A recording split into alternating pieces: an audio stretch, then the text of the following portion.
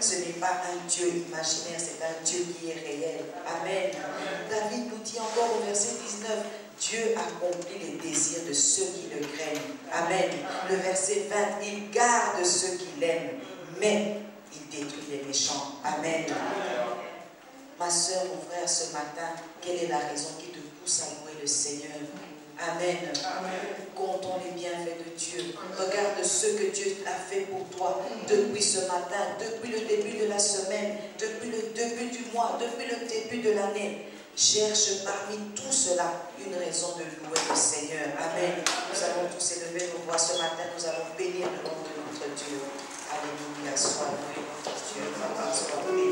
Sois exalté ce notre Seigneur.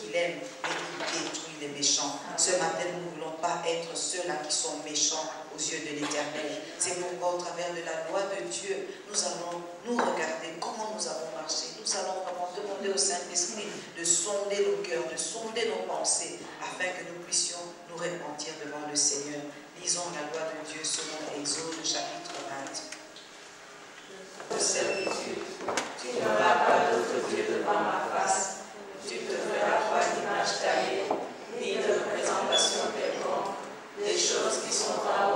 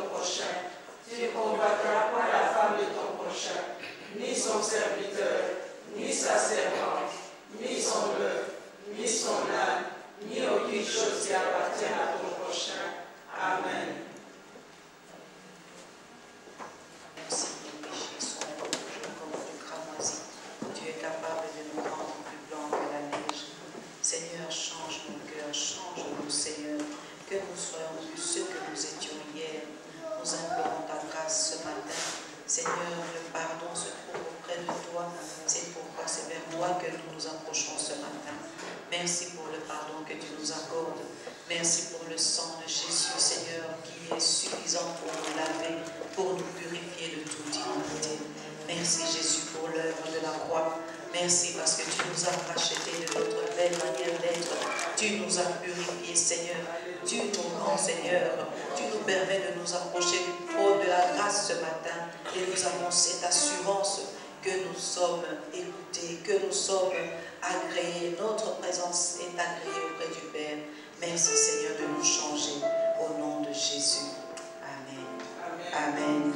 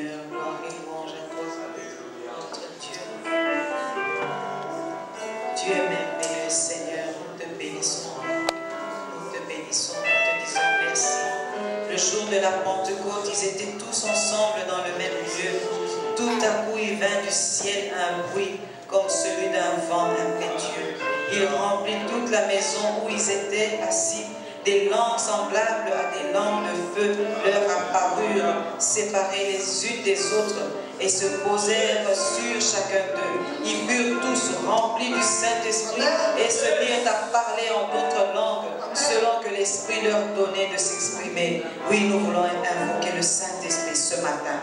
Nous voulons qu'il nous baptise, qu'il nous visite. Oui, viens Saint-Esprit ce matin. Nous avons besoin de toi. Nous voulons que tu nous touches, que tu nous visites de façon particulière ce matin. Saint-Esprit, viens au milieu de nous. Alléluia. Viens l'Esprit de Dieu. Alléluia. Souffle dans ce lieu. Souffle Saint-Esprit. Souffle Saint-Esprit.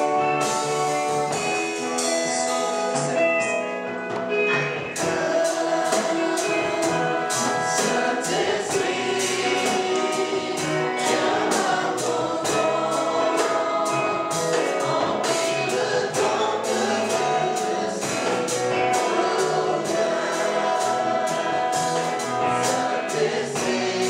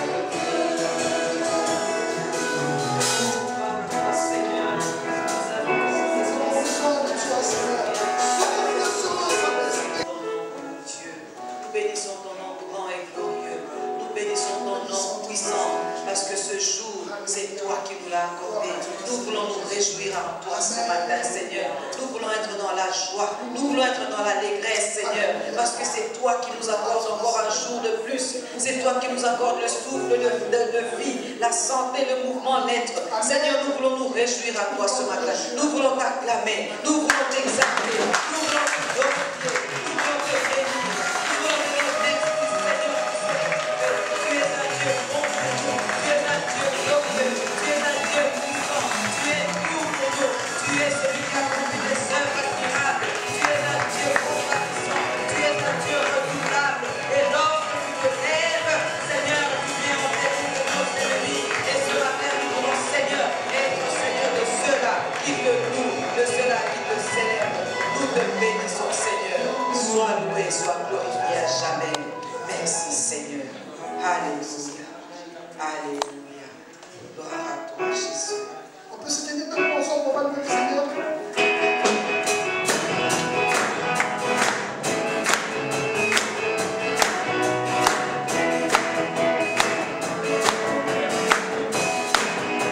Let's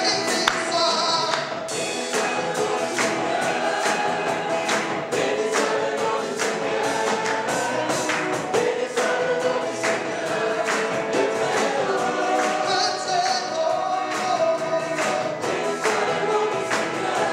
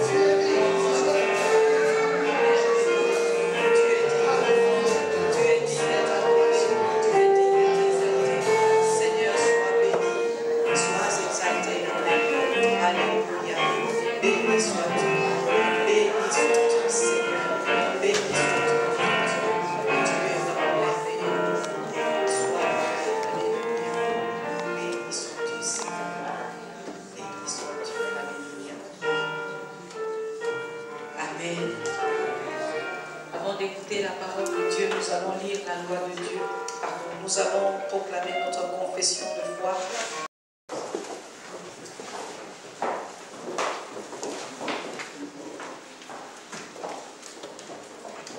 Amen. Bénissons les Seigneurs pour la présence de chacun de vous ce dimanche matin. Nous sommes dans la joie et la allégresse de pouvoir tenir devant la présence du Seigneur, pouvoir partager la parole avec vous. J'aimerais que nous puissions prier encore pour les pasteurs, le papa et la maman qui sont absents ce dimanche. Nous puissions les recommander entre les mains de notre Seigneur. Si nous pouvons nous lever encore, nous tenir la main dans la main, tenir quelqu'un qui est tout près de nous dans la main. Nous allons prier pour recommander papa et la maman entre les mains de notre Seigneur, entre les mains de notre Dieu. Élevons nos voix, prions notre Seigneur, notre roi, notre Seigneur, notre Dieu, notre Père. Bénissons pour ce temps que tu nous as donné. Et ce dimanche matin, nous voulons nous souvenir de ton serviteur que tu as établi à la tête de cette église. Seigneur, nous voulons que tu puisses le toucher là où il est, que tu puisses le visiter. Souviens-toi de la maman, souviens-toi de tous les enfants présents et absents, où qu'ils soient, roi des rois. C'est toi qui vas agir, c'est toi qui vas se manifester. Seigneur, toi qui l'as amené là où il est, te prions que tu puisses le ramener encore en bonne santé, rempli de ta présence, rempli de toi, de ta grâce, pour la gloire de ton nom, au nom de Jésus-Christ. Nous avons ainsi prié. Amen. J'aimerais que nous puissions prier par un cantique. C'est pour cet immense bonheur, c'est au numéro 177. C'est un cantique qui m'inspire pour les thèmes que nous allons partager ce dimanche après-midi. C'est vraiment une prière que nous voulons proclamer pour ceux qui ont les recueils de la Nouvelle Jérusalem, sur le numéro 177.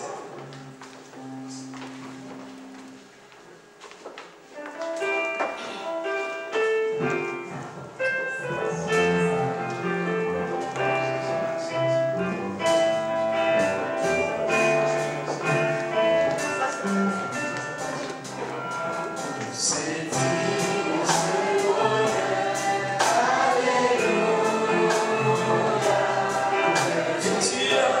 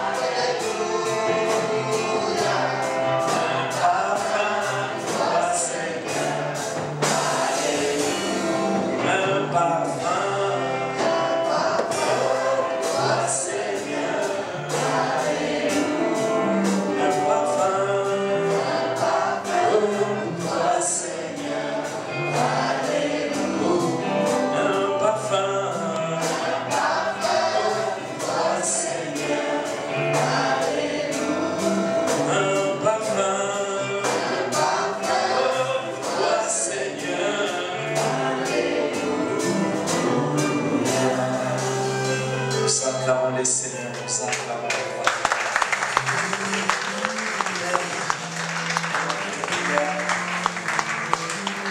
Nous l'acclamons encore très très fort parce qu'il mérite de cela. J'ai l'acclamation de contrat lui est lui seul. Acclamons encore le roi des rois, le roi vivant, le Père éternel. Notre puissance et notre gloire. Jésus est Seigneur et Seigneur.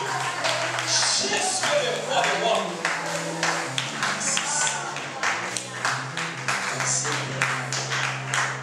Alléluia, alléluia. Vous pouvez vous asseoir. Telle est notre prière, tel est notre désir. Que nous puissions être une habitation du Saint-Esprit.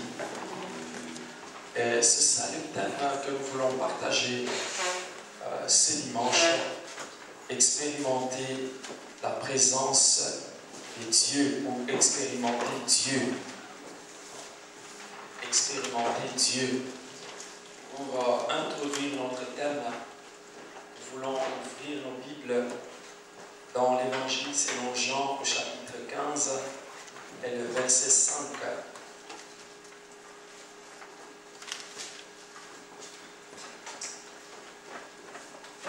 Jean chapitre 15 et le verset 5.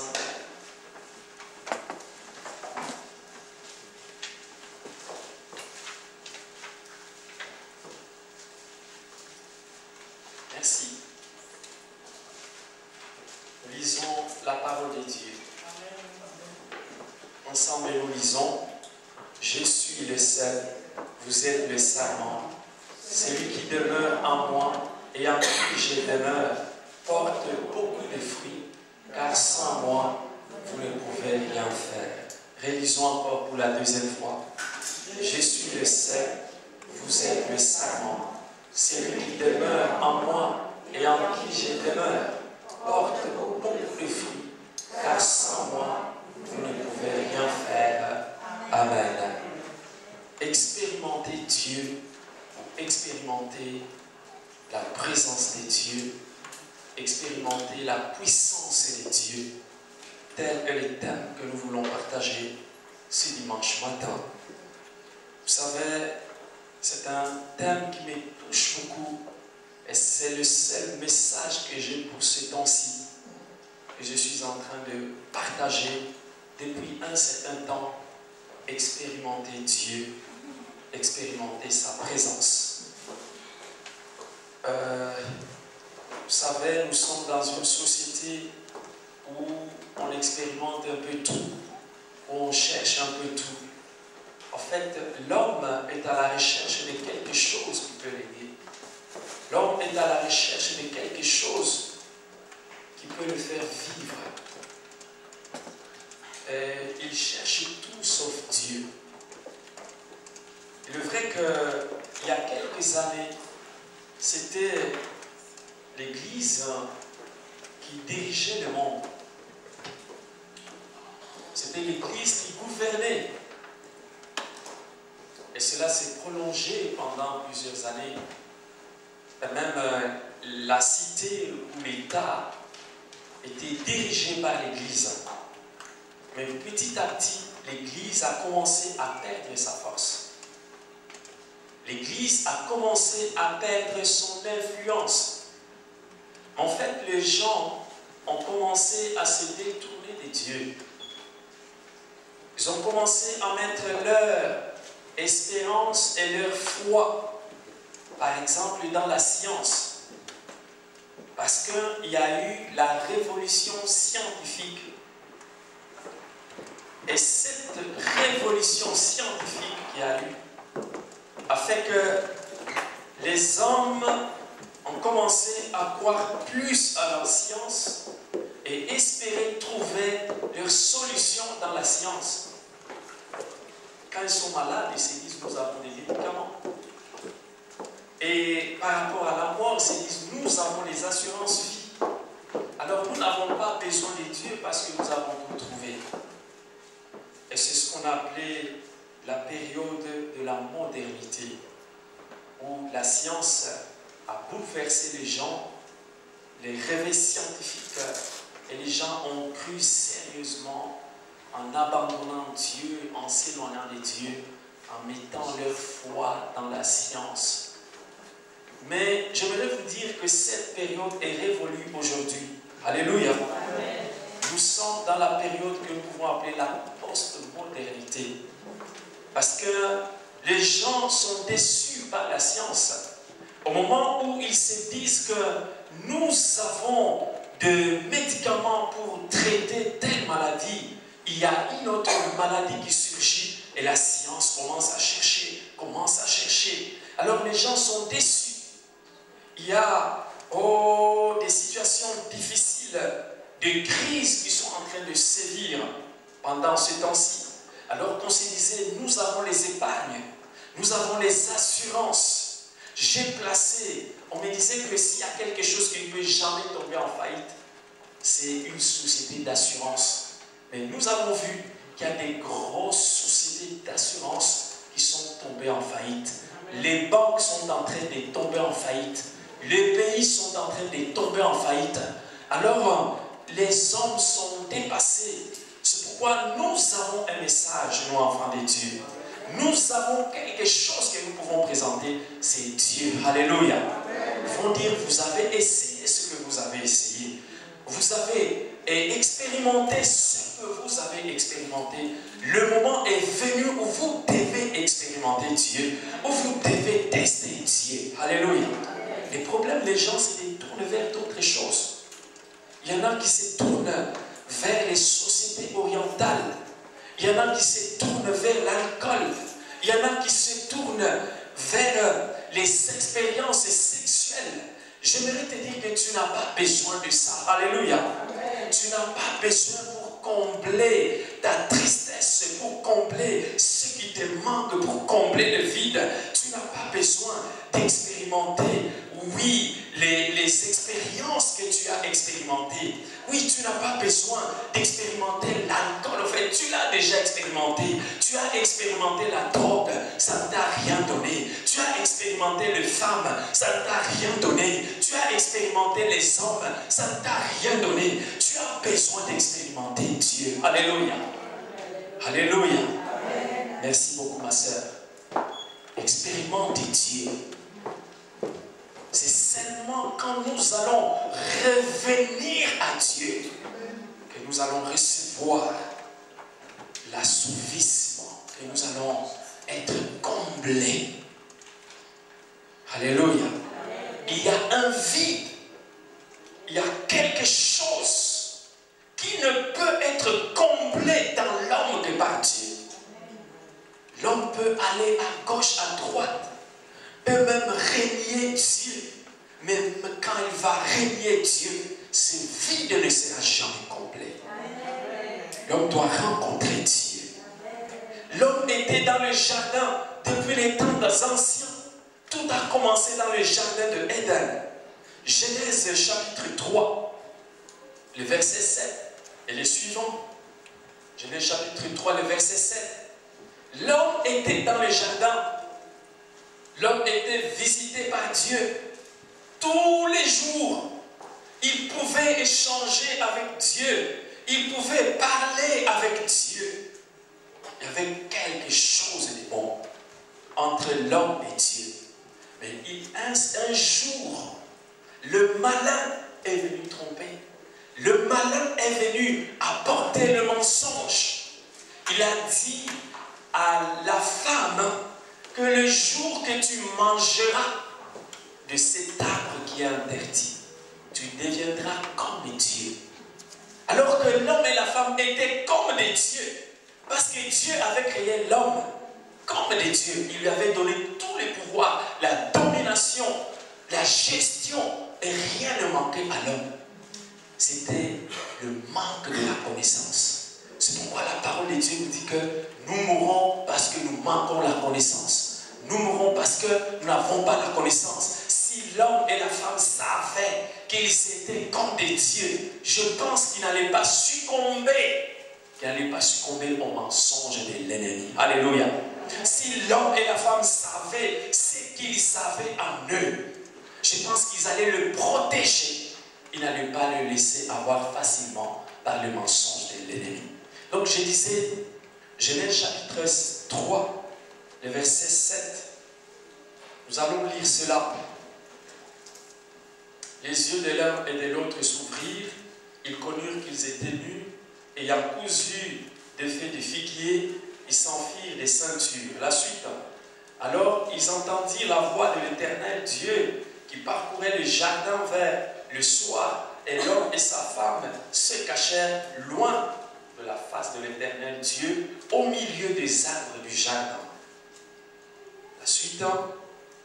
Mais l'Éternel Dieu appela l'homme et lui dit, « Où es-tu » Il répondit, « J'ai entendu ta voix dans le jardin et j'ai eu peur parce que je suis nu et je me suis caché. » Et l'Éternel, le Dieu, dit, « Qui t'a appris que tu es nu? Est-ce que tu as mangé de l'arbre dont je t'avais défendu de manger ?» L'homme répondit, « La femme que tu as mise auprès de moi m'a donné de l'arbre et j'avais mangé. » Et l'Éternel Dieu dit à la femme, « Pourquoi as-tu fait cela ?» La femme répondit, « Le serpent m'a séduite et j'en ai mangé. » L'Éternel Dieu dit au serpent, « Puisque tu as fait cela, tu seras maudit entre tous les bétails et entre tous les animaux des champs. Tu marcheras sur ton ventre et tu mangeras de la poussière tout le jour de ta vie. Je mettrai l'inimitié entre toi et la femme, entre ta postérité et sa postérité. Celle-ci t'écrasera la tête et tu lui blesseras le talon. » Il dit à la femme, « J'augmenterai la souffrance de tes grossesses, tu enfanteras avec douleur et tes désirs se porteront vers ton mari, mais il dominera sur toi. » Il dit à l'homme, « Puisque tu as écouté la voix de ta femme et que tu as mangé de l'arbre au sujet duquel je t'avais donné cet ordre, tu n'en mangeras point. Le sol sera maudit à cause de toi. Amen. » Qu'est-ce que je veux dire en faisant lire ce texte? En faisant lire ce texte, je suis en train de dire qu'à partir du moment que l'homme et la femme se sont éloignés de Dieu, c'est à partir de ce moment-là que l'inimitié est entrée dans le monde. C'est à partir de ce moment-là que la malédiction est entrée. C'est à partir de ce moment-là que la souffrance est entrée aussi. C'est pour cela, lorsque l'homme cherche à résoudre ses problèmes en dehors de Dieu, il ne pourra jamais les résoudre. Il faut qu'il revienne à Dieu. Il faut qu'il retourne à Dieu. Puisque c'est la porte qui a été ouverte. Et quand cette porte a été ouverte, la maladie est entrée. La haine est entrée. La méchanceté est entrée. Toutes les mauvaises choses. La malédiction est entrée aussi. Nous devons revenir à Dieu pour pouvoir résoudre ces problèmes. Lorsque nous rencontrons Dieu, il a la puissance de briser ces choses. Il a le pouvoir de nous délivrer. Il a le pouvoir de nous sortir de la malédiction, de la souffrance, des angoisses et des inimitiés que nous pouvons vivre. Cherchez Dieu dans toutes les circonstances. Cherchons Dieu par tous les moyens. Paul a rencontré Dieu. C'était sur les chemins de Damas. Quand il allait poursuivre et pourchasser les croyants, c'est sur les chemins-là qu'il a rencontré Dieu. Et ses yeux se sont ouverts. Et il a été le prédicateur de l'évangile. Oui, les disciples, sur les chemins d'Emmaüs, alors qu'ils étaient découragés et dépassés, ils se disaient, c'est Dieu-là, il disait qu'il allait ressusciter, il disait qu'il allait revenir. Voici, maintenant, ça fait 3 jours, il n'est pas ressuscité. Mais lorsqu'ils l'ont rencontré sur ces chemins-là, ils ont reconnu que c'était lui. Ils ont expérimenté des choses nouvelles avec lui.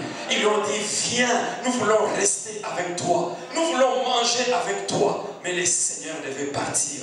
Daniel a rencontré Dieu sur les sols étrangers. Tu ne dois pas dire, puisque je suis à l'étranger, quand j'étais en Afrique, j'ai prié. Quand j'étais tel endroit, j'ai prié. Tu peux continuer à prier en étant en Belgique. Tu peux continuer à prier en étant là où tu es. Tu peux rencontrer Dieu dans toutes les circonstances, sur sous les chemins, oui, dans l'église, oui, là où tu travailles, tu peux rencontrer et expérimenter la puissance de Dieu qui agit et qui vient nous sauver et qui vient nous libérer. Alléluia. Alléluia. Est-ce que nous pouvons acclamer la parole de Dieu? La parole de Dieu. Expérimenter Dieu. Tu n'as pas de raison de ne pas l'expérimenter. Tu n'as pas de raison de ne pas le rencontrer. Parce qu'il accepte tout le monde. Il accepte tout le monde qui vient vers lui. Pourquoi devons-nous rencontrer Dieu? Voici l'utilité de cette rencontre avec le Seigneur. Ésaïe chapitre 10, verset 27. Ésaïe chapitre 10, verset 27. Amen.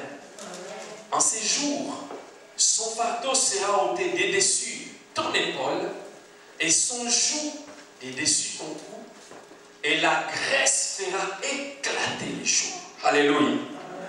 La graisse des dieux, c'est ça l'onction des dieux, c'est ça l'huile des dieux qui fera éclater les joues.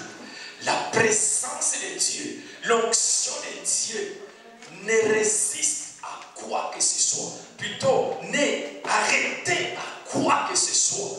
Lorsque la présence de Dieu, l'onction de Dieu, sa présence est là, le joug éclate, tu reçois la libération, tu reçois la délivrance, parce que la graisse fera éclater les jougs. La graisse fera éclater les jougs. Il n'y aura plus de servitude, il n'y aura plus de domination, il n'y aura plus quoi que ce soit. Il n'y aura que la liberté. Alléluia. Alléluia.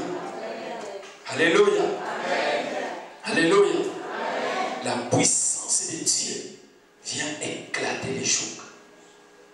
C'est pourquoi nous avons besoin d'expérimenter sa présence. Amen.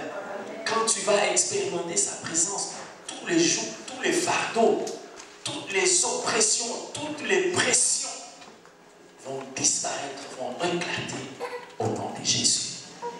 Alléluia. Alléluia.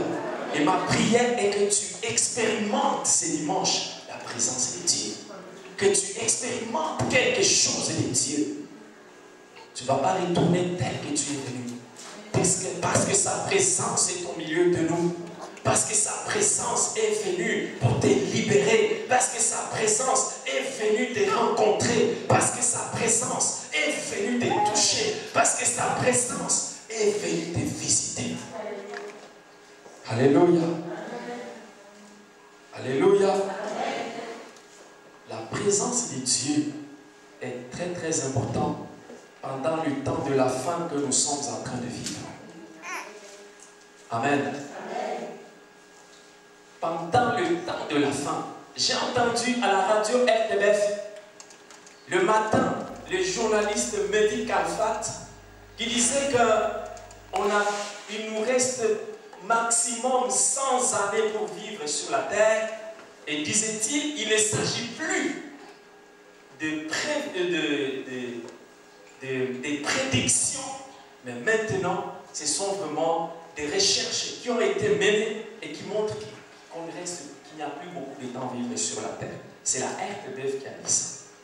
Amen. Qu'il s'agit des études qui ont été menées et qui démontrent cela. Donc nous sommes dans le temps de la fin. Et l'onction de Dieu, la présence de Dieu est très très importante par ce temps de la fin que nous sommes en train de traverser. Nous lisons dans 2 Timothée chapitre 3 verset 1er jusqu'au verset 5. 2 Timothée chapitre 3 le verset 1er.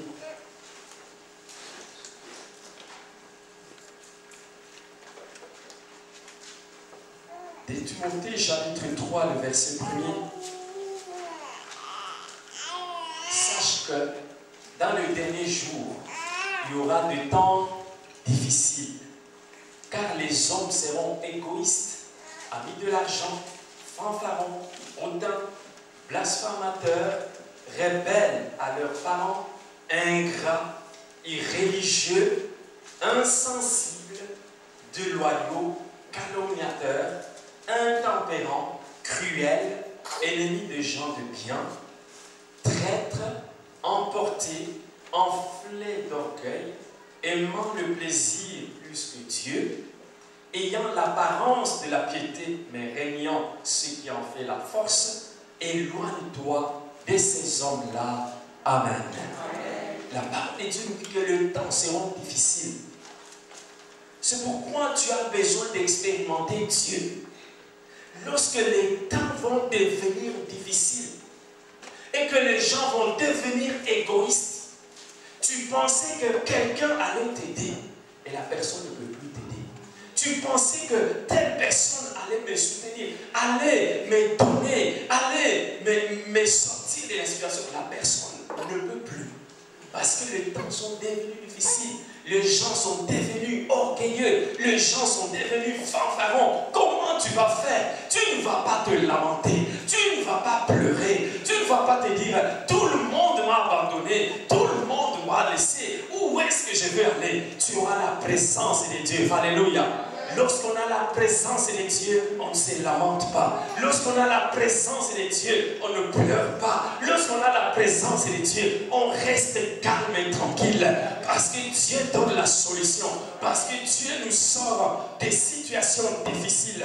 Nous avons besoin d'être impactés de cette puissance extraordinaire pour que nous puissions résister dans le temps difficile, le temps de la fin. Alléluia. Tu as besoin d'expérimenter Dieu maintenant. Amen. Si tu n'expérimentes pas Dieu, tu vas commencer à en vouloir à tout le monde, à traiter de tous les noms tout le monde. Mais si tu as Dieu, tu vas prier quelque chose de calme, quelque chose de serein, même s'il y a des fractures, même s'il y a des temps compliqués, mais tu seras calme, tu les vivras autrement. Amen. Alléluia. Amen. Alléluia. Amen. Dans le temps difficile, le temps de la fin, le temps de la crise, la présence de Dieu te donnera une solution. Amen. Alléluia. Amen. Chapitre 2, Roi chapitre 4, verset 2. 2 Rois chapitre 4, le verset 2. Dans le temps de la fin, le temps difficile, il y a une solution avec Dieu. Élisée lui dit, que puis-je faire pour toi? Dis-moi, qu'as-tu à la maison? Elle répondit, ta servante n'a rien du tout à la maison qu'un vase d'huile. La suite, et il dit, va demander au dehors des vases chez tous tes voisins, des vases vides, et n'en demande pas un petit nombre. Quand tu seras rentré, tu fermeras la porte sur toi et sur tes enfants. Tu verseras dans tous ces vases et tu mettras de côté ceux qui seront pleins. Alors, elle le quitta. Elle ferma la porte sur elle et sur ses enfants et lui présentait des vases et elle versait. Lorsque le vase fut plein, elle dit à son fils, présente-moi encore un vase. Mais il lui répondit, il n'y en a plus de vase et l'huile s'arrêta. La suite, elle alla le rapporter à l'homme de Dieu et il dit, va vendre l'huile. L'homme de Dieu a dit, va vendre l'huile et paie ta dette et tu vivras toi et tes fils de ce qui restera. Amen. Amen. Voici cette femme qui était dans le temps de la crise et ses enfants étaient sous la servitude de quelqu'un à qui elle devait l'argent. Et comme solution, il fallait que les enfants soient sous la servitude de cette personne. Et n'avait plus moyen de le récupérer, ces deux enfants qu'elle avait. Et elle était femme de prophète. Cette femme dont nous venons faire la lecture, c'est les textes qui précèdent, que nous n'avons pas lus. Alors, elle va voir l'homme de Dieu. L'homme de Dieu va lui dire que pendant ce temps de la crise, prends des vases, demande des vases. Et avec le peu d'huile que tu as là, verse ça dans des vases, verse ça jusqu'à ce qu'elle se remplisse.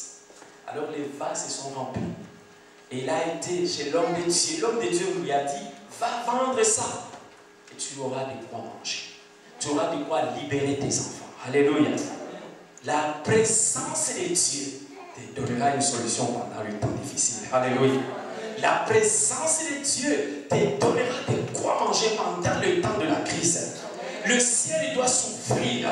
Tu reçois une idée, tu reçois une pensée qui va te permettre de faire quelque chose. Lorsque l'onction de Dieu est là, tu es rempli, tu vas composer un cantique, tu vas faire le CD et tu vas vendre le CD. Alléluia. C'est ça. La présence de Dieu, c'est ça l'action de l'onction de Dieu. L'onction tombe, ça te permet de faire des choses sur la terre. Et tu commences à bénéficier du produit de l'onction. Alléluia. Il va vendre ce que tu as. Va vendre l'huile. Va vendre cette huile. C'est très très important de rencontrer Dieu, d'expérimenter Dieu. Je ne sais pas ce qu'elle avait fait avant pour sortir de cette dette. Mais il a fallu qu'elle rencontre l'homme de Dieu. Alléluia. Qui va lui dire juste une parole qui va libérer tous ses enfants. Et qui va la libérer de la servitude et de la pauvreté dans laquelle elle est en train de vivre.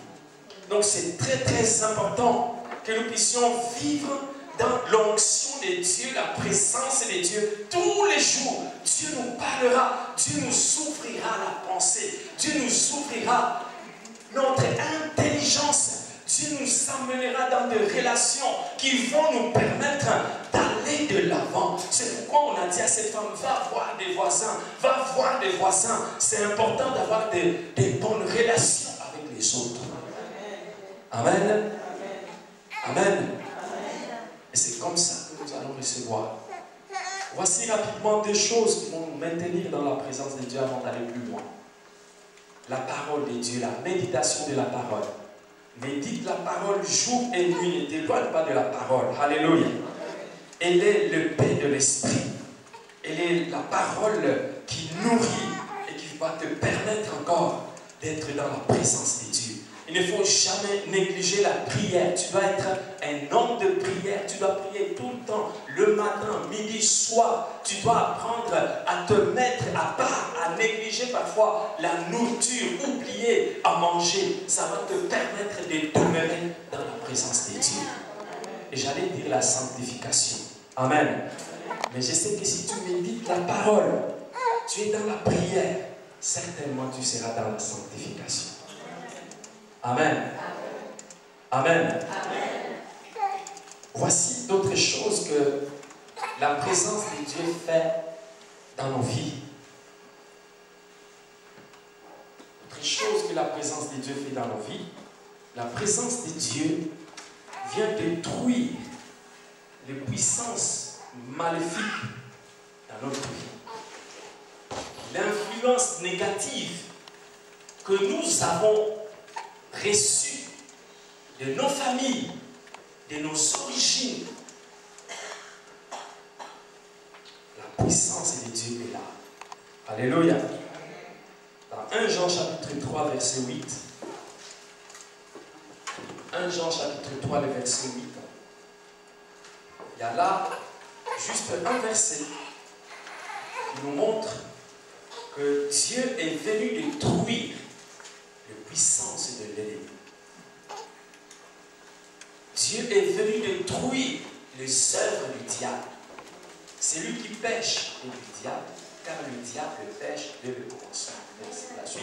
Le Fils de Dieu est venu afin de détruire les œuvres du diable. Alléluia. Lorsque tu rencontres la présence de Dieu, quel que soit ce que tu vas vivre, quelle que soit l'œuvre du malin qui puisse se présenter dans ta vie, tu auras la force de l'écraser. Parce que la puissance de Dieu est venue détruire l'œuvre du diable. Et j'aimerais que nous puissions prier pour détruire à la fin de cette rencontre les puissances maléfiques qui puissent se manifester manifester dans notre vie. Les puissances maléfiques de la maison de nos parents, les puissances maléfiques de nos origines. Vous savez, nous naissons dans des familles. Amen. Nous, les choses ne sont pas des familles d'où nous devons naître.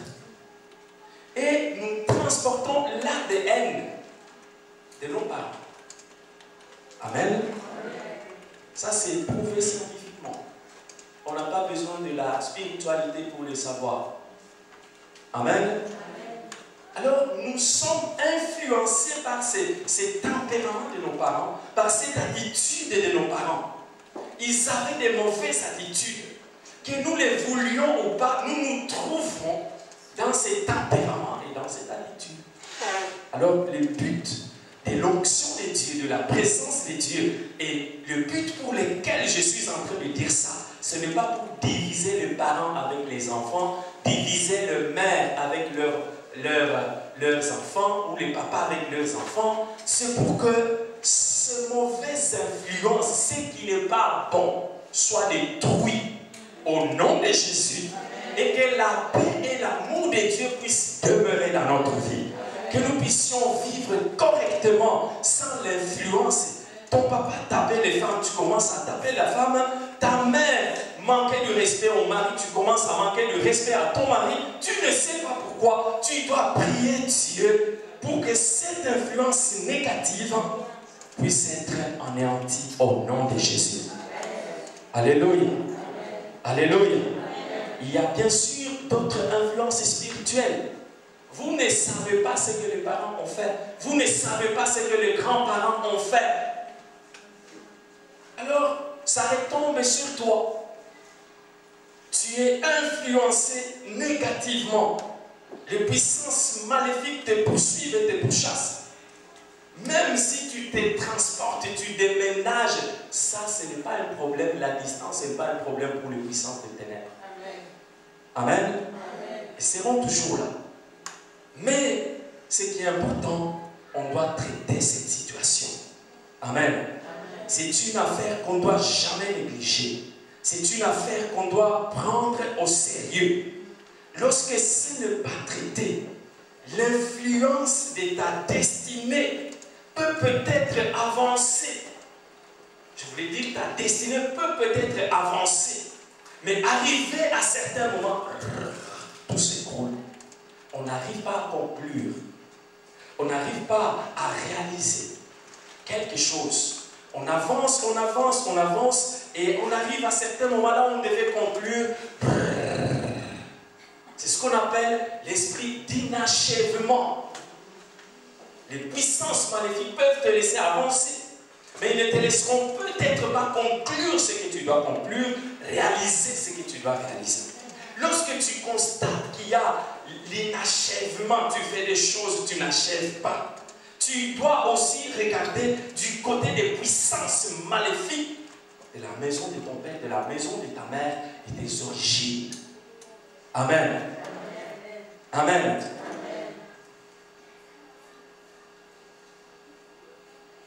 Il y a de ces puissances qui opèrent depuis des générations dans des familles et qui ne partent pas par une simple et petite prière. Tu dois prier beaucoup et demander l'aide.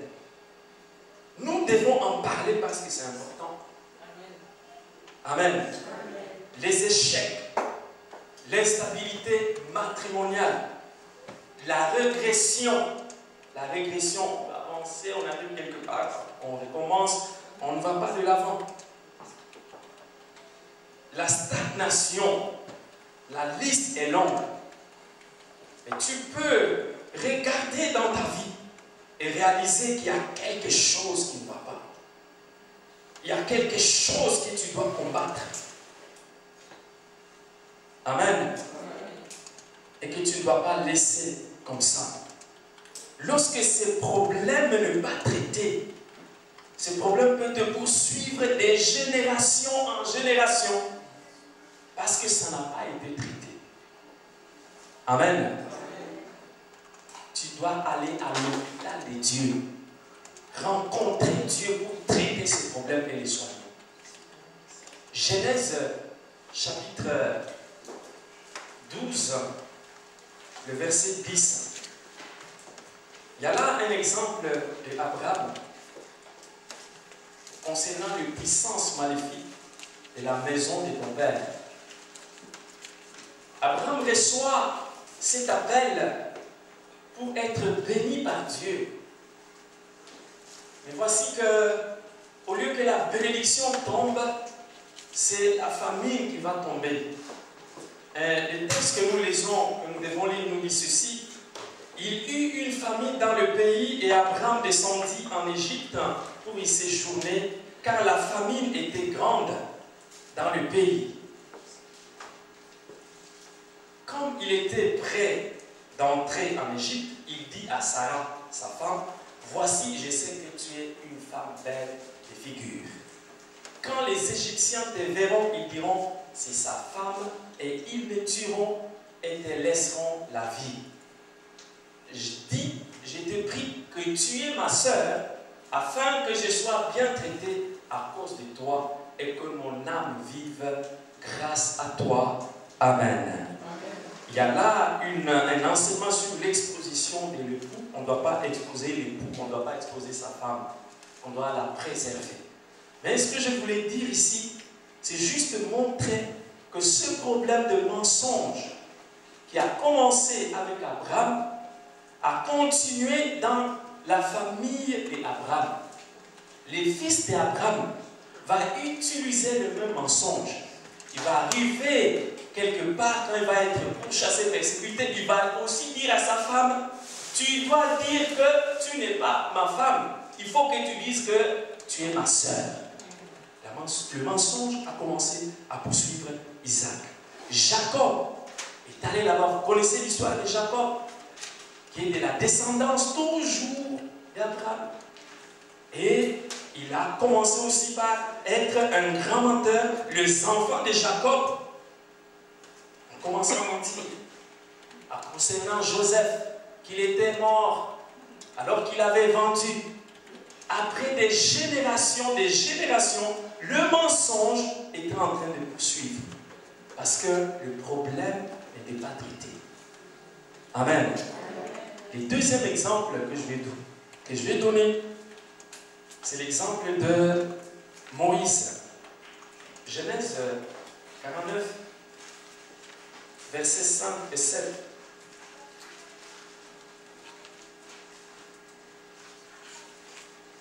Genèse 49,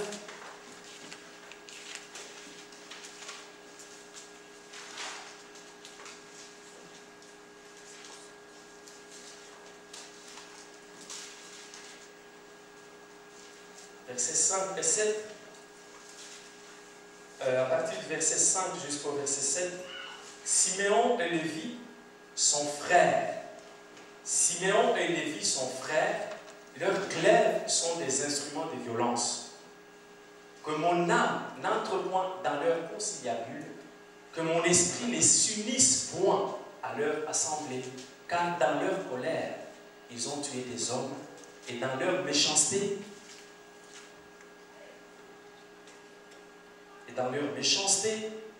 ils ont coupé des jarrets de taureaux. Amen. Ça, c'est pour montrer l'origine de Moïse. Il est originaire de la tribu de Lévi. Mais on voit que la tribu de Lévi, c'est une tribu qui avait la glaive, qui faisait, comme nous dit la parole de Dieu, des conciliabules. On dit Siméon et Lévi, son frère, leurs glaives sont des instruments de violence. Ils avaient l'épée entre les mains. Exode chapitre 2, versets 1 et 2. Exode chapitre 2, versets 1 et 2.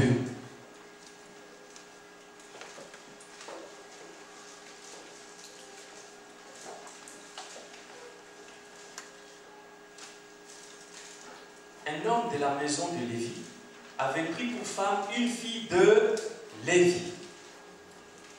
Cette femme devint enceinte et enfanta un fils.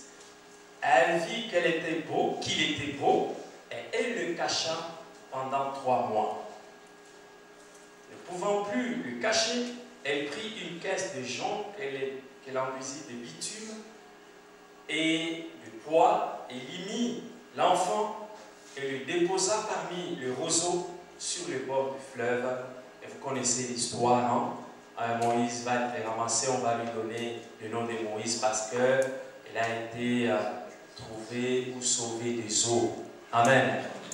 Mais ce que je voulais dire, c'est que c'était de la tribu de Lévi. Amen. Et que le problème de Lévi, c'était la glaive, la tuerie. Ce problème a poursuivi Moïse. Amen. Moïse était un homme qui entrait dans la présence de Dieu. Moïse était un homme qui parlait avec Dieu face à face, qui recevait les ordonnances de Dieu. Mais voici qu'il n'a pas traité ce problème de l'origine de la maison de son père, qui était dans les conciliabules, dans le thé. Moïse a tué un Égyptien. Amen. Moïse, c'est quelqu'un qui avait la colère. Il était un homme patient, mais quand il s'enflammait, il s'est fâché. Et cette colère a fait que Moïse n'est pas entré dans la terre promise. Alléluia. Dieu lui a dit, tu vas aller vers les rochers, tu vas parler au rocher. Le rocher va donner de l'eau, il va frapper les rochers. Et Dieu va lui dire, tu ne vas plus entrer dans la terre promise. Dieu s'est occupé de lui. Dieu l'a enterré. Moïse n'a pas été enterré par les hommes. C'est Dieu lui-même qui s'est occupé de lui. Et Moïse n'est pas entré dans la terre promise. L'esprit de l'inachèvement. Il a conduit le peuple, il a dirigé le peuple. Mais il n'est pas entré, il n'est pas arrivé jusqu'au bout. Alléluia. À cause de la colère. Moïse est entré dans la présence de Dieu pendant 40 jours de prière. Dieu lui a donné des tablettes de la loi. Il descend, il voit que le peuple était dans l'idolâtrie. Il n'a pas dit, mais qu'est-ce que vous faites? Arrêtez de faire ça. Il a pris les décalogues, les 10 commandements, il les a brisés. Alléluia. La colère n'était pas résolue en lui. Alors, la puissance maléfique, c'est une question qu'on doit traiter même si on entre dans la présence de Dieu. Ce n'est pas une question d'âge qu'on a passé dans l'église. On peut passer 10 ans dans l'église, 5 ans dans l'église, mais habité par les puissances maléfiques, les forces des colères, de l'énervement, des tueries. Tu dois prier Dieu qui doit agir. Tu dois prier Dieu qui doit faire quelque chose dans ta vie. Alléluia. Je ne veux pas vous parler de David, originaire de la tribu de Juda. David disait dans le psaume 51 que le problème était du côté de sa mère. Sa mère l'avait conçu dans l'iniquité. C'est ce qui faisait que lui aussi était dans l'iniquité. Alors que la tribu de Juda, c'était une tribu qui devait, d'où venait provenir le Seigneur Jésus. Et heureusement que David a arrangé ça. C'était difficile dans cette famille. Son fils prenait ses femmes, les femmes de son père, parce que ces problèmes étaient entrés dans la famille. Et il fallait traiter ce problème. Son fils Absalom. C'est important de traiter cette question. Gédéon, Juge chapitre 6, on ne va plus lire, on va avancer rapidement, le temps avance. Juge chapitre 6, il s'agit de Gédéon. Gédéon qui avait reçu de la part de Dieu la mission de délivrer son peuple, de libérer son peuple. Mais il était là, sous les idoles de son père, sous les dieux que ses parents avaient érigés. Et Dieu va lui dire, tu dois renverser les autels de ton père. Tu dois les renverser, les consumer par le feu. Parce que tu as un mandat, tu as une mission. C'est pourquoi c'est important de renverser les autels, de détruire les autels, de détruire les habitudes, de détruire ce qui nous amène à demeurer dans notre attitude que nous avons aujourd'hui. Tout est possible avec Dieu. Tout est possible pour celui qui croit. Lorsque tu expérimentes Dieu, tu le rencontres, il agit dans ta vie. Alléluia. Alléluia. Nous devons traiter cela, c'est important. Tu ne dois pas rester. La solution, c'est dans le cri vers Dieu. Tu dois lancer le cri de la libération. Tu dois lancer le cri de la délivrance. Jérémie chapitre 48, verset 11, je ne vais plus lire pour gagner le temps. Vous pouvez prendre des notes. Ça nous parle de Moab. Que Moab était tranquille dans le lit de son père. Moab était tranquille et rien n'arrivait. Rien de compliqué, rien de difficile ne lui arrivait. Mais seulement, il n'y avait pas la progression, il n'y avait pas l'avancement. Et pourtant, il était là. Ce n'est pas parce qu'il n'y a pas de manifestation maintenant, tu es tranquille qu'il n'y a rien. Il y en a qui dorment paisiblement dans ses habitudes. Il y en a qui dorment paisiblement comme Moab. Moab, c'est une tribu issue de l'inceste en fait. Ce sont les filles qui ont vu leur papa. Elles se sont dit, pour avancer ou faire vivre notre progéniture, notre tribu, on doit faire des enfants avec le papa. C'est comme ça qu'ils ont enivré leur papa et ils ont eu les enfants, ils ont eu Moab. Amen. C'était à partir de ça.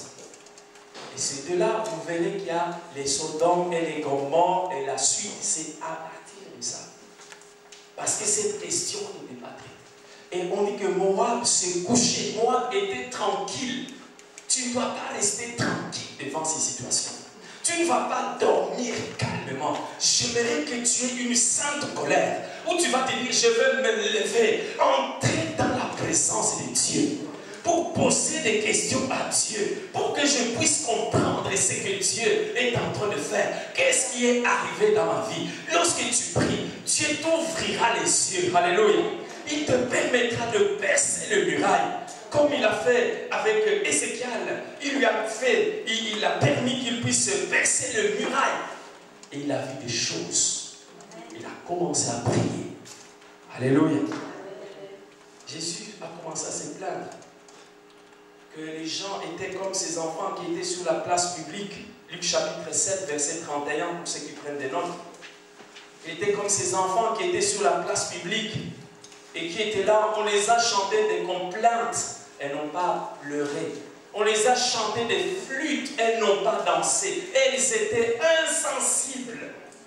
Ma prière est que tu ne sois pas insensible.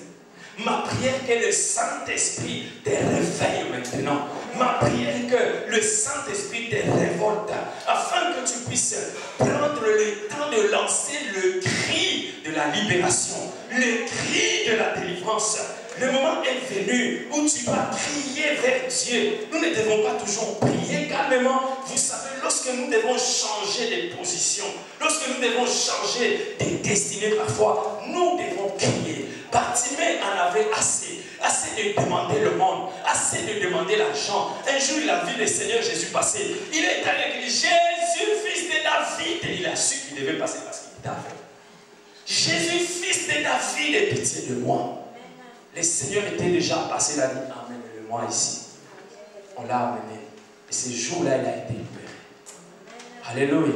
Tu dois lancer le cri. Jabet en avait marre de la souffrance. Et son nom, la Bible nous dit que ce nom était, et on l'appelait sous le nom de Jabet, parce que sa mère l'avait conçu dans la souffrance. Mais un jour, il a prié le Seigneur. Si tu me délivres, si tu arrêtes cette souffrance, et si tu fais que toutes ces mauvaises situations s'arrêtent, 3 points de suspension. La parole de Dieu dit que Dieu lui accorda tout ce qu'il avait demandé. Alléluia. Le cri. Le Seigneur Jésus a crié aussi. Quand nous devons apprendre à certains moments à lancer des cris. Amen. Amen. Nous devons parfois crier fort. Eloi, Eloi, lama sabachthani. C'était le cri du Seigneur. Il a fait connaître le temps de sa souffrance par le cri. tu dois crier aussi. Amen. Je t'autorise de crier aussi. Quand il fallait appeler Lazare, il fallait l'appeler avec autorité. Parce qu'il fallait les changements des positions spirituelles. Il fallait qu'il parle.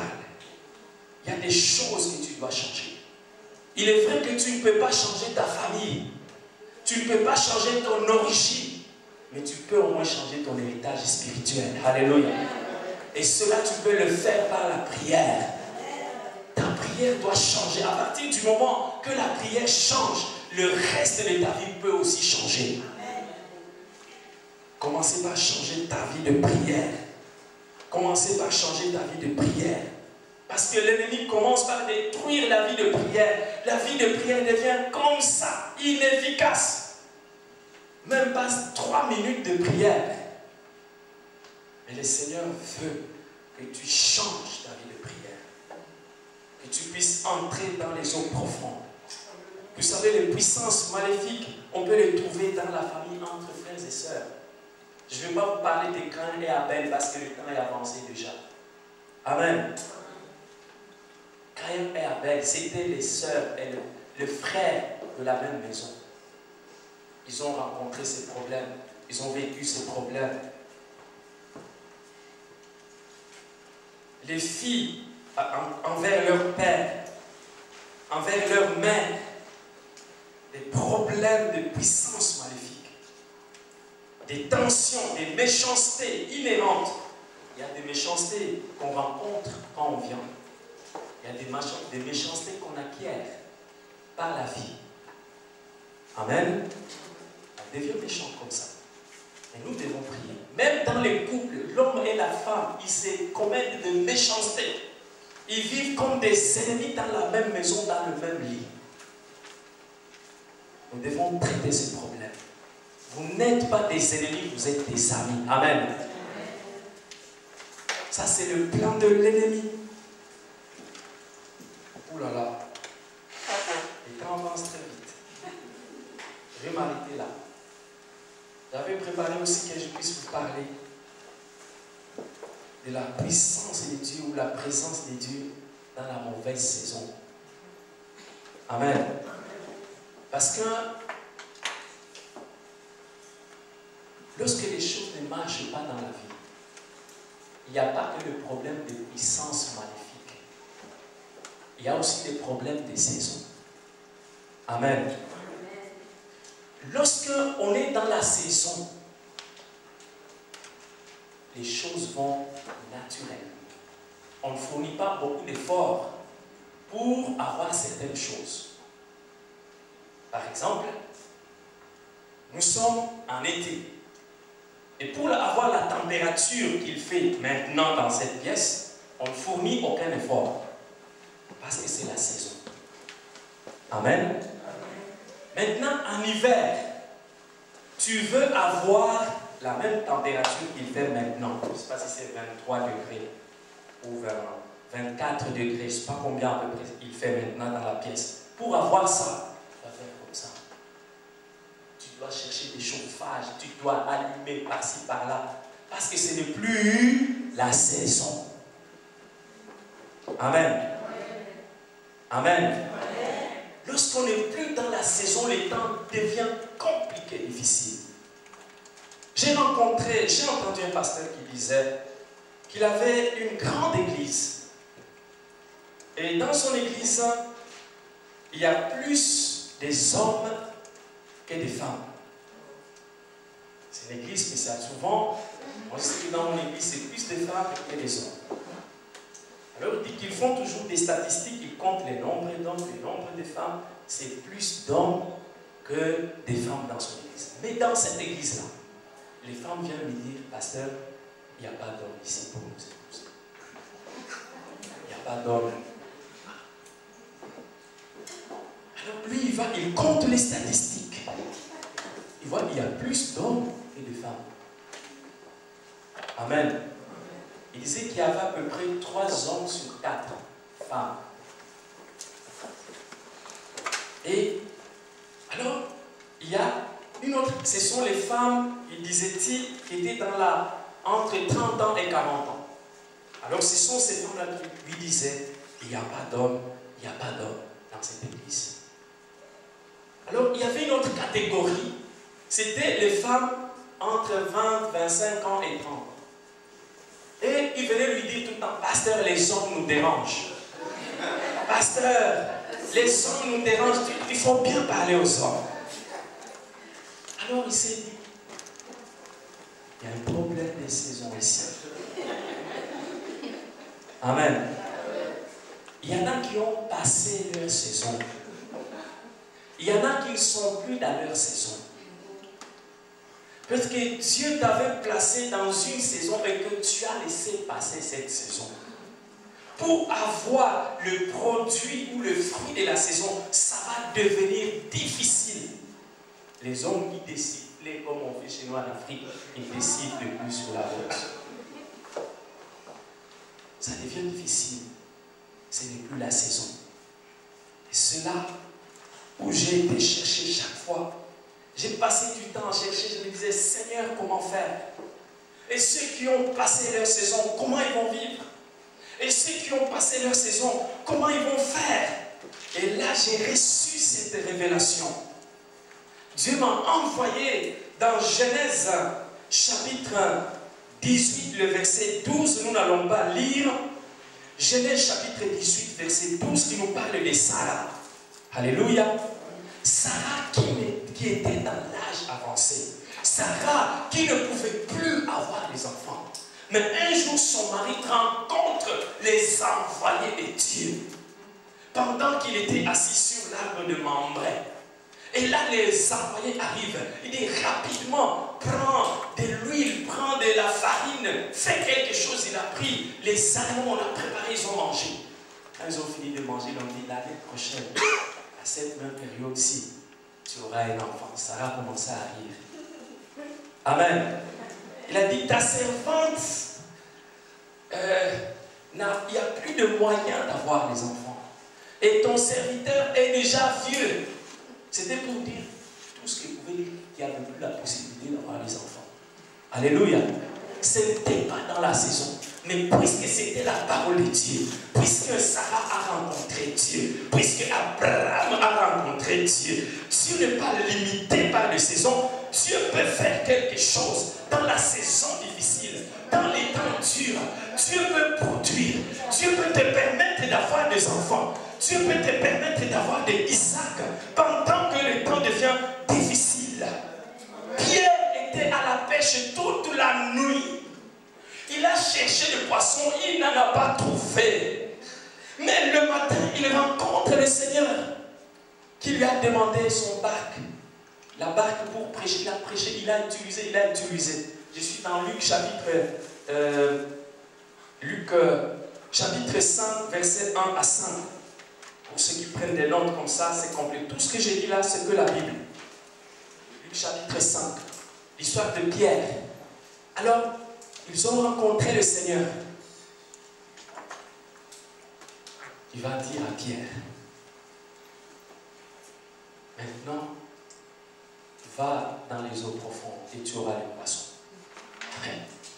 C'était le lendemain et la journée. Pierre va dire, Seigneur, nous avons travaillé toute la nuit. Et nous n'avons rien reçu. Il est vrai qu'il n'avait rien. Et ils étaient en train de nettoyer leur filet des déchets de saleté. Rien comme poisson. Nous avons travaillé toute la nuit. Pierre, c'est quelqu'un qui connaissait le travail. C'était ça son métier. Il savait qu'à ce moment-là, c'est là où il devait pêcher. Mais puisque c'était la parole de Dieu, même pendant les journées, même si ce n'était pas l'heure, si ce n'était pas le moment, quand ils sont partis, la parole de Dieu nous dit qu'ils ont pris beaucoup de poissons. Ils ont appelé même les autres pour qu'ils viennent partager. Oh, pendant qu'il y a eu le poisson, Pierre s'est mis à genoux. Il a commencé à confesser, pardonne mon péché, pardonne mon péché. J'aimerais te dire que lorsque tu vas rencontrer Dieu, tu vas suivre Dieu, tu vas suivre ses directives, tu vas suivre sa parole. Peu importe ce que tu traverses, peu importe ce que tu es en train de vivre, la présence de Dieu agira. La présence de Dieu se manifestera. La présence de Dieu se glorifiera. Il a rencontré Élie qui était au torrent de de guérite, alors qu'il n'y avait plus de pluie, rien du tout, Dieu va lui dire, va au torrent de guérite. Là, il y aura de l'eau, parce que c'était un torrent. Il a commencé à boire. Dieu a dit, j'enverrai les corbeaux qui vont te donner le poisson et le pain, la viande et le pain plutôt. Et il mangeait tous les jours. Alléluia. Alléluia. Dans les temps difficiles, Dieu pourvoira toujours. Dieu donnera la provision. La puissance de Dieu, la présence de Dieu n'est limitée par quoi que ce soit. Lorsque tu la rencontres, quelque chose se passe dans ta vie. C'est pourquoi aujourd'hui, tu vas expérimenter Dieu. Tu vas rencontrer sa grâce. Tu vas rencontrer sa présence. Ne pleure plus. Ne te lamente plus. Cherche seulement Dieu. Cherche seulement la présence de Dieu. Qu'il vienne habiter en toi. Alléluia. Qu'il vienne demeurer en toi. Qu'il vienne dormir là où tu dors. C'est là où tu auras la libération. C'est là où tu vas vivre quelque chose d'extraordinaire. Alléluia. La viande venait. À certains moments, il n'y avait plus. Imaginez si les prophètes avaient abandonné Dieu. Il allait pleurer. Elle dit, ah Dieu, qu'est-ce que tu m'as fait? Tu m'as envoyé ici au torrent des guérites. Tu avais dit que le corbeau allait m'emmener à manger. Mais ça a séché. Il n'y avait ni eau ni corbeau pour lui apporter à manger. Ah, tu m'as envoyé en Belgique. Et maintenant, voici la situation. Mais je vais faire comment? Reste dans la présence de Dieu. Parce que le même Dieu va lui dire, maintenant, quitte les torrents de guérite. Va à Sarepta.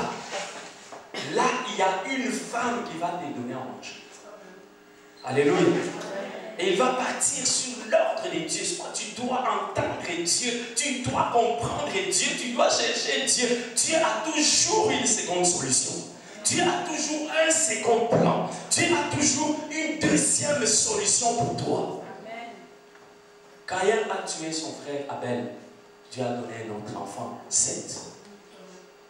Alléluia. Alléluia. Il est parti chez la femme. À Sarepta, il a demandé de l'eau. Donne-moi de l'eau. La femme a donné de l'eau. Eh bien, donne-moi à manger. Là, il a dit, ah, homme de Dieu. Là, c'est difficile, je n'ai pas à manger. Il me reste qu'un peu de farine dans un pot. Je mange ça avec mon fils et on meurt. Et il dit, prépare-moi d'abord. Alléluia. Prépare-moi d'abord. Prépare d'abord à l'homme de Dieu. Donne d'abord à l'homme de Dieu. Donne d'abord à l'homme de Dieu. Alléluia.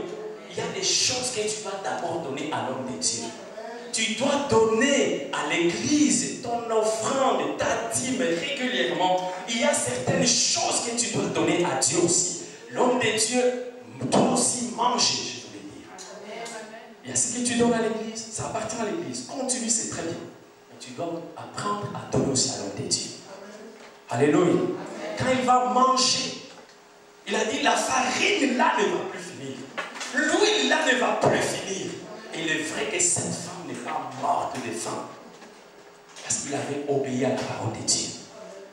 Alléluia. Ça c'est un message de Dieu. Vous savez, parfois ça me gêne de parler de ces choses. Mais Dieu m'a convaincu de parler de ça.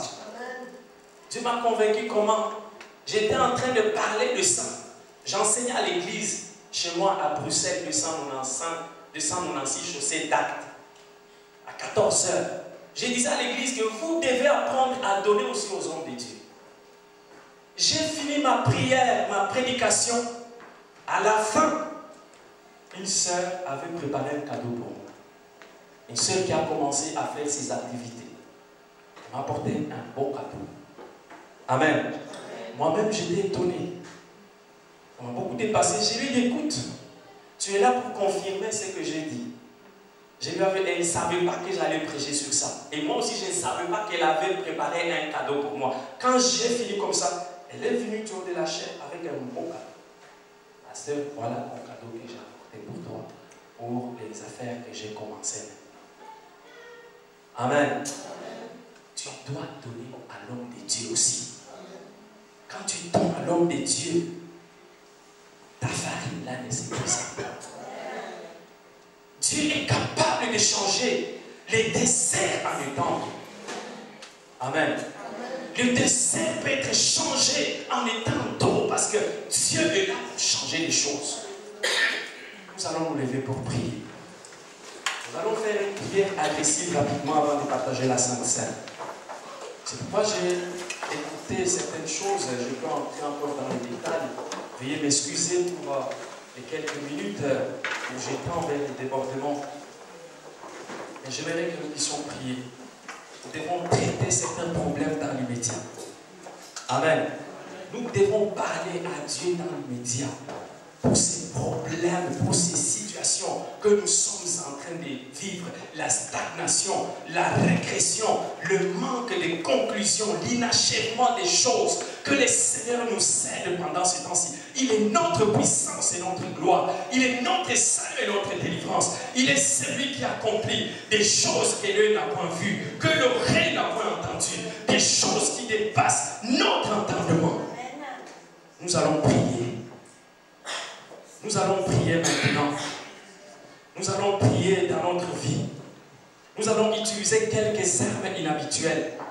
Vous savez, quand nous prions, nous utilisons le sang de Jésus, nous utilisons la parole de Dieu. Mais j'aimerais que nous puissions utiliser certaines armes inhabituelles maintenant, qui vont surprendre l'ennemi. Nous allons prier pendant que nous voulons prier. Nous voulons prier, nous allons invoquer le vent de l'Est. Le vent de l'Est, c'est le vent qui a divisé la mer Rouge. Pendant que les enfants de Dieu étaient coincés, ils ne savaient plus par où passer. Ils se disaient, Seigneur, tu nous as conduits ici. Vous savez, lorsqu'on suit Dieu, parfois la présence de Dieu va te conduire vers la mer Rouge, où tu vas commencer à te poser des questions. Où est-ce que je suis? Où est-ce que je suis? Crie vers Dieu. Nous allons invoquer le vent de l'Est. Le vent de l'Est va souffler sur tes ennemis. Le vent de l'Est va souffler sur la puissance des Égyptiens. Le vent de l'Est va ouvrir l'eau et tu vas traverser à sec. Au nom de Jésus. Au nom de Jésus. Au nom de Jésus. Élevons nos voix, prions le Seigneur. Brise les puissances maléfiques. Oh, il est là au milieu de nous. Ne reste pas calme. Tu peux parler à ton Dieu. Il est celui qui donne le moyen. Dieu est présent au milieu de nous. Sa grâce est au